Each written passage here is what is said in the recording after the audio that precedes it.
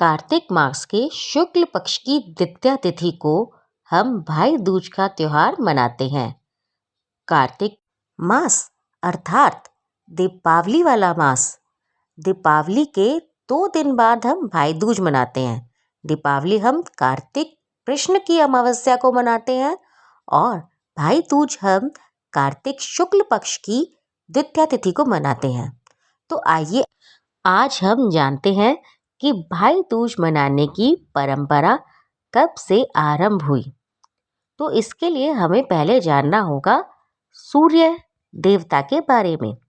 सूर्य देवता की संज्ञा माता के 7 2 संतानें थी, एक यम और एक यमुना।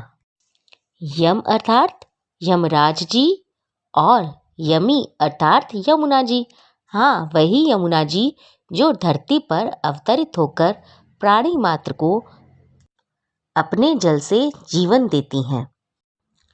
तो एक बार की बात है, यमुना जी यमराज जी से बार बार अपने पास आने का या अपने घर बुलाने का आग्रह कर रही थी, किंतु कर्तव्य में बंधे होने के कारण यमराज जी अपनी भगिनी अर्थात बहन के घर नहीं आ पा रहे थे। तो तब एक बार वो कार्तिक शुक्ल की द्वितीया को अपनी बहन अर्थात यमुना जी के घर गए, जहाँ पर यमुना जी ने उनका बहुत आदर सत्कार किया और उनके माथे पर तिलक लगाकर उन्हें भोजन भी कराया।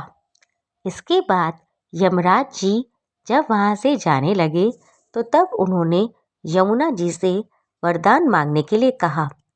तो इस पर यमुना जी ने कहा कि आप हर वर्ष कार्तिक शुक्ल द्वितीया को मेरे घर आएंगे और इस दिन प्राणी मात्र जो भी बहन भाई प्यार से इस त्योहार को मनाएंगे, अर्थात भाई अपनी बहन के घर जाएगा और अपनी बहन के आतिथ्य को स्वीकार करेगा। उन भाई बहनों को आपसे कोई भी भय ना रहे, मतलब आप उन्हें भय मुक्त कर दें। अब यमराज जी जो हैं वो मृत्यु के देवता हैं। जब उनसे भय नहीं रहेगा तो अर्थात इसका मतलब क्या हुआ? इसका अर्थ यह हुआ कि उनको दीर्घायु प्राप्त होगी। तभी से कहा जाता है कि इस दिन जो भी बहन अपने भाई को तिलक करती है और भोजन कराती है और भाई अपनी बहन के आतिथ्य को स्वीकार करते हैं, तो तब उन भाइयों की लंबी उम्र होती है। और इस दिन जो भी भाई बहन यमुना माता का स्नान करते हैं तो उन दोनों को भी यमराज जी का कोई भय नहीं रहता और वो दोनों ही दीर्घायु को प्राप्त होते हैं। तो हमारी जानकारी आपको कैसी लगी, ये आप कमेंट बॉक्स में कमेंट करके ज़रूर बताएं। और अगर हमारी कथा आपको पसंद आई हो तो उसको लाइक और शेयर करना मत भूलिएगा। हैप्पी दीपावली।